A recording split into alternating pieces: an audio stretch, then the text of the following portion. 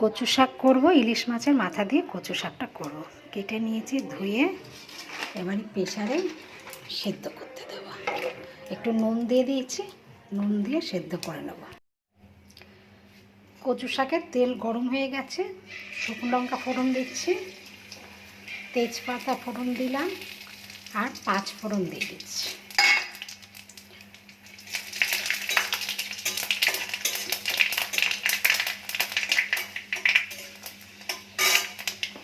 এবার কচু শাকে জল ঝরিয়ে রেখেছিলাম, কচু শাকটা দিয়ে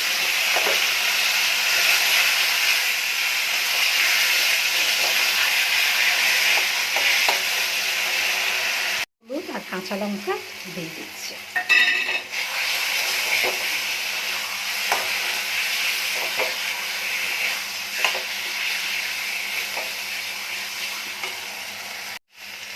এর মধ্যে সিদ্ধ ছোলাটাও দিয়ে দেবো, আর সামান্য নুন দিয়ে দেবো, কারণ নুন দিয়ে হচ্ছে সেদ্ধ করেছিলাম, ওই জন্য অল্প করে নুনটা দিয়ে দেবো।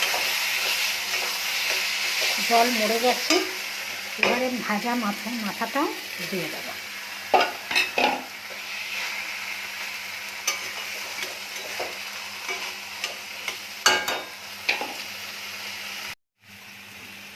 কচু শাক কমপ্লিট।